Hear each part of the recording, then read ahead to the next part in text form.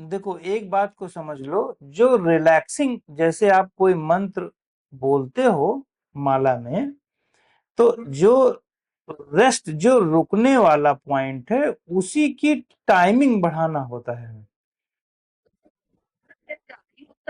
तो ज्यादा होता था तो गलत थोड़ी ना है वो।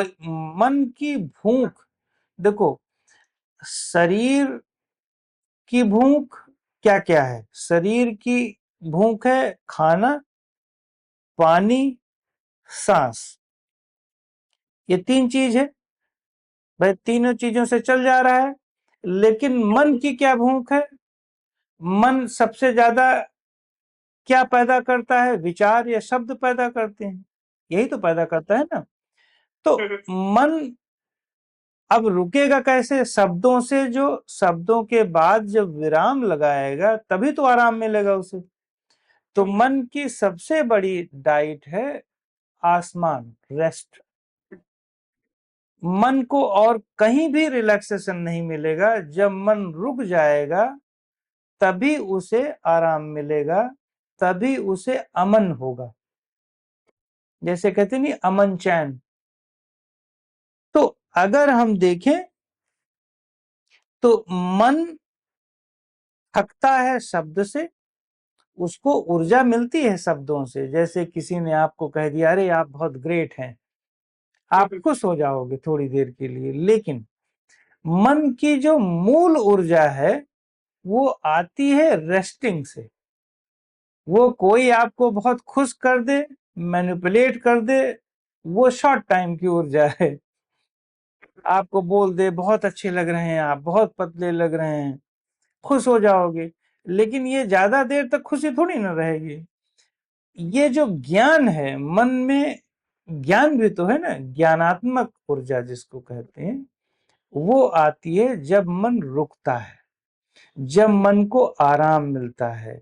इसीलिए मंत्र में, इसीलिए जब आप मंत्र करते हो तो चाहे आप वाहेगुरु करो, वाहेगुरु कर रहे हो तो वाहेगुरु के बाद जब रुकते हो, मंत्र करते ही इसीलिए हो कि रुकना सीखो, शब्दों को रोकना सीखो, और रोक करके रुकने का अनुभव सीखो कि रुकते हैं तो रुकने में क्या अनुभव होता है।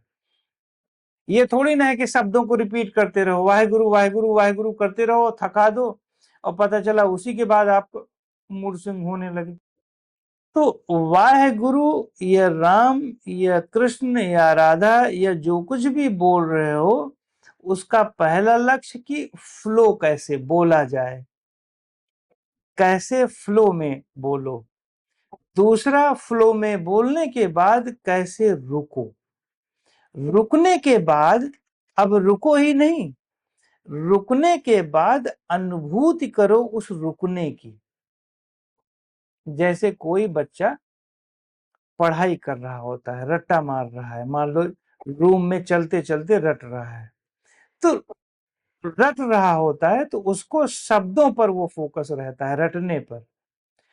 वो विराम तो लेता है, बीच बीच में रुकता तो है ही है ना, लेकिन वो रुकने की फीलिंग नहीं करता।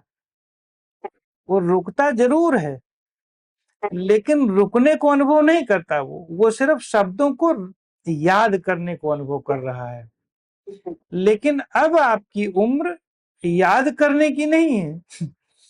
अब आपकी उम्र, मन की उम्र मैं बता रहा हूं, मन की उम्र अब है कि रिपीट करो, और रिपीट करने के बाद रोको, रोकने के बाद कैसा अनुभव हुआ।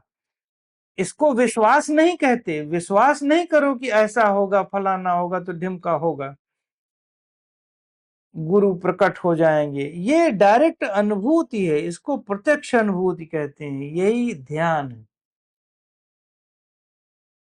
इसी को ध्यान कहते हैं। ये थोड़ी ना है कि ये सोचो, विजुलाइज करो कि मन रुक गया।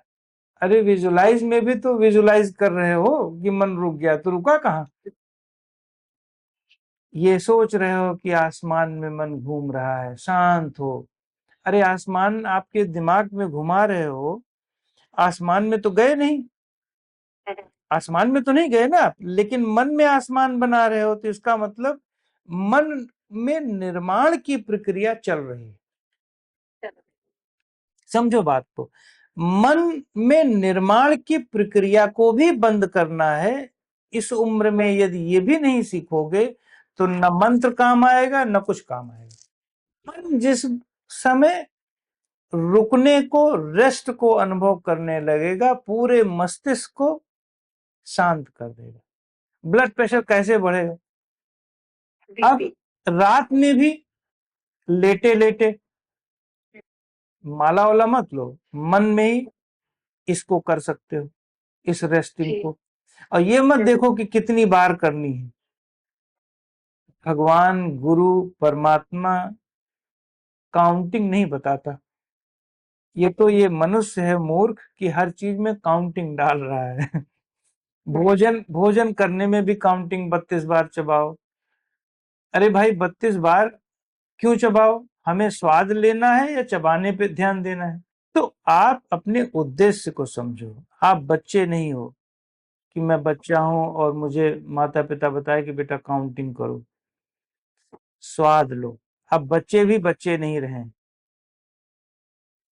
बच्चे भी इतना मानसिक रूप से विकसित हैं कि उन्हें समझ में आ सकता है ना, कि वास्तव में क्या घटना है।